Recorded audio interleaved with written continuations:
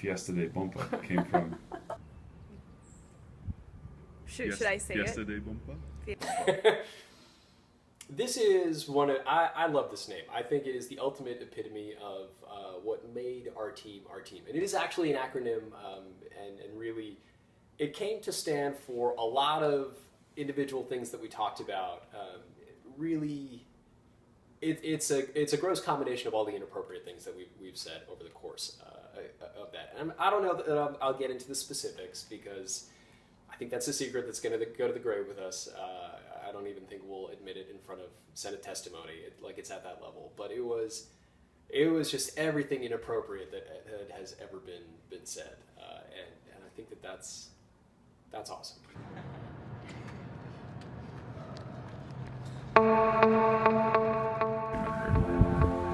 So I think for me the physical training was the hardest part of it, and like starting this year as someone who couldn't even run a mile was definitely the hardest part of it. So a couple moments. So the parking lot workouts where you would, or any workout where I would be one of like the last 5 people to arrive, and everybody would like be waiting at the end and be encouraging and clapping and cheering. That was pretty fantastic.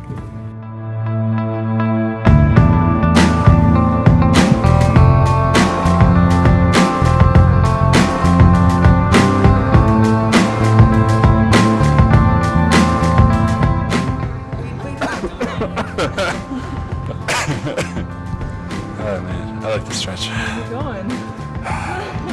Got a long ways to go. How do you feel right now?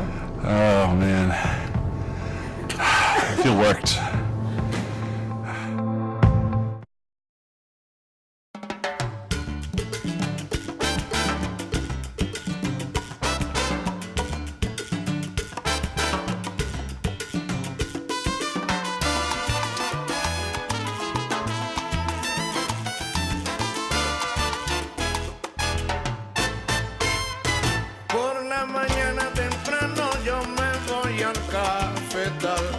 Donde me espera la negra más bonita del sitio. Oh, our team breakfasts by far. They last about 3 hours. We never end up getting to any of our cultural activities on our rest days. Qué bonita se ve con su bata día a día. Qué bonita se ve la reina de mi amor. Se parece una flor cuando baila el bembé. Se parece una flor, la reina del café. La reina del café. Tiene pierna de bistec. La reina del café. Hay que comerla con papa. La reina del café. No quiero tanta bachata. La reina del café. Sé que la convenceré. La reina del café. Cuando a mí me dé la gana. La reina del café. La meto en la palangana. La reina del café.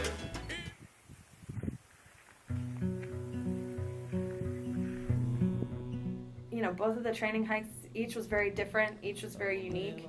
I think we learned a lot about ourselves and about each other in the process.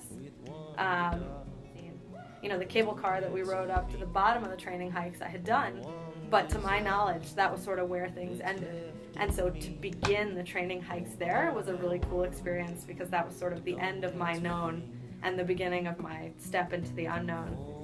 Getting up to the top felt very difficult, especially once we got to the rocks and the part where you have to scramble. For whatever reason, I wasn't confident of being able to step in the right places. I think I was worried I would get lightheaded because of the altitude and stuff. But then we actually got to the top, and everyone got to the top. And you know, Pablo and Zach really made sure that Jen and Maria also got to the top, and that was really cool. And coming back felt a lot more like we were working together as a team than getting up there was, because again, you know, I was nervous coming down, Ray was nervous coming down, girl Ray was nervous coming down. I don't know if you were, but just coming down those rocks, we got a lot of help from a bunch of people scrambling down and finally made it down. down, and it felt good. It felt like it was nice to, I guess, climb our first real mountain in country. Everybody but me.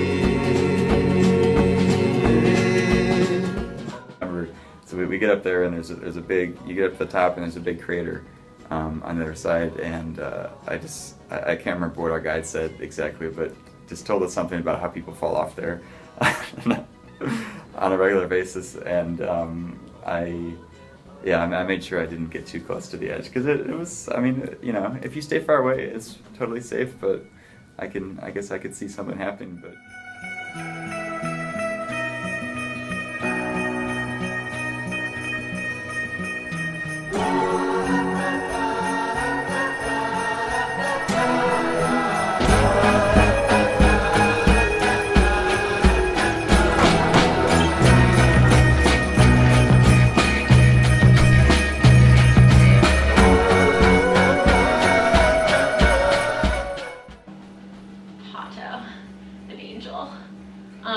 He is so wise and is just one with the mountains, and I think we were really lucky we got to work with someone like that. He's crazy for all of the mountaineering that he does, and running up Mount Everest in a day, and not using oxygen, and doing everything solo.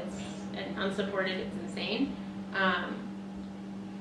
But I feel like this whole time we've kind of had Pato in the back of all of our heads, like, move slowly, take small steps, like this little angel on all of our shoulders, kind of speaking wisdom into our ears, which has been really cool, which we haven't really had in the past, and I think the team was really lucky to be able to work with him.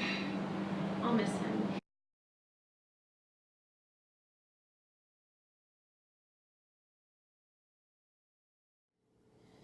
It almost was like a woman like unveiling herself at points, because there's like the clouds would clear up and you would just get this glimpse of this enormous, like this mountain that you just still can't place, identify exactly how large it is. I remember being really giddy that we were there, that we were at the place where we had finally, you know, prepared so much for, and I remember Ray and I had to pee, so we like ran off to the side, and I was like, holy shit, we're at altitude, I could not be running. We got there and I just can't get the hike up out of my head. That was absolutely miserable. That was like an incline like this, it was on a bunch of scree, we had our plastic mountaineering boots on, which we had all been wearing actually hiking for the very first time, and realized how uncomfortable they were.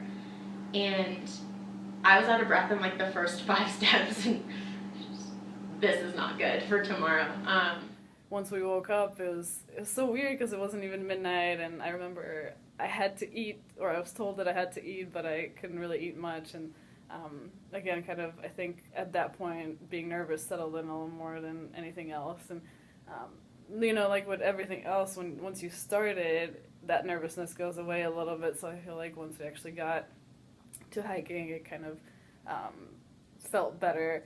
And so yeah, it was nerve-wracking, but I remember thinking like every step is another PR. You know, I've never been this high. So Norm, tell me about what we're doing. Right now, we're climbing Cotopaxi. I'm not actually sure how far up we are, but pretty damn far. This is a good estimation, and yeah, it's 4:30 in the morning. We're hiking for 4 hours. Feeling great. Nice. Do you know how far up we are? What's our altitude? Sorry? Do you know what our altitude is, Christian? No, 5,600 man. 5,600. All right, excellent. Nice. And how much more to go? 2 hours more, maybe? 2 hours more?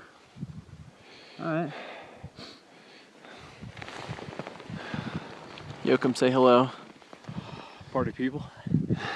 This is some serious business, I gotta say. This is not everything that I expected. Whew. Hi, Mom. You were expecting a walk in the park? Something like that, yeah. I think he was expecting a downhill stroll. Yeah.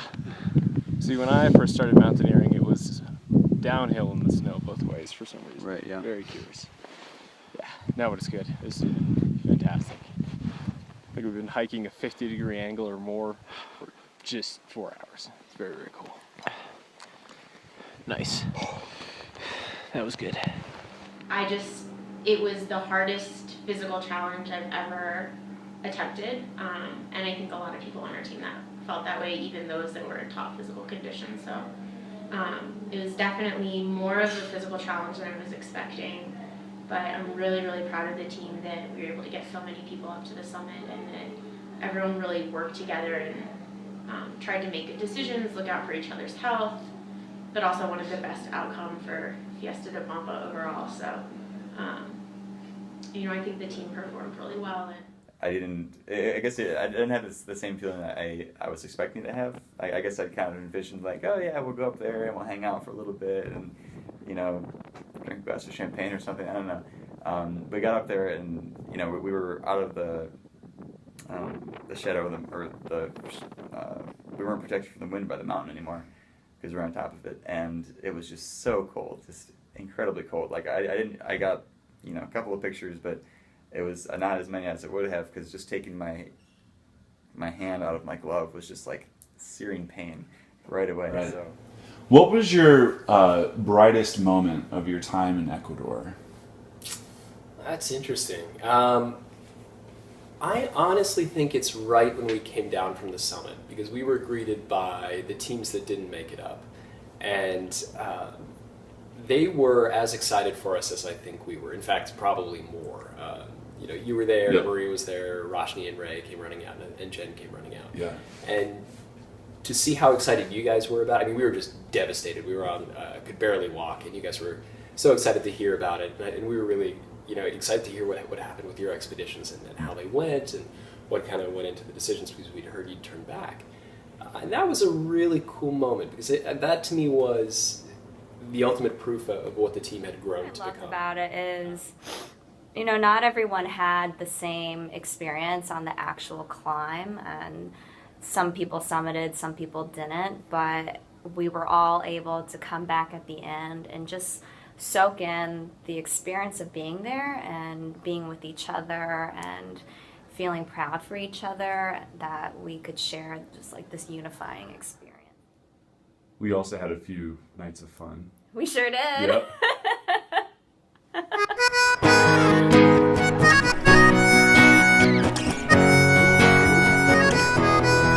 It's going down, I'm yelling timber. You better move, you better dance. Let's make a night you won't remember. I'll be the one you won't forget. Ooh, ooh,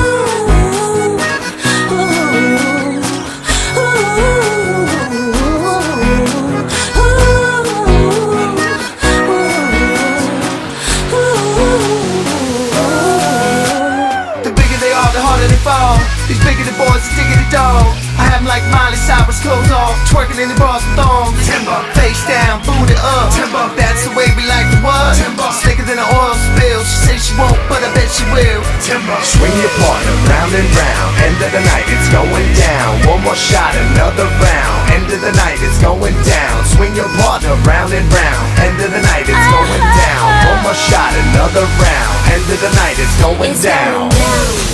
I'm yelling timber, you better move, you better dance. Let's make a night you won't remember. I'll be the one you won't forget. It's going down, it's going down. I'm yelling timber, you better move, you better move, you better dance, you better dance. Let's make a night you won't remember. I'll be the one. I don't know that I'm always a universally liked person, and so my color scheme was really to make sure that if I was left behind, it was to know that I had been left behind and not lost track of, so that I could be mad at people when I found them again. And that's really, so it was all very bright clothing, really, so I could just be very, very sure of that going in. I think I succeeded in that. I was not lost. So yeah, that's why it was, because I don't think I'm a very well-liked individual.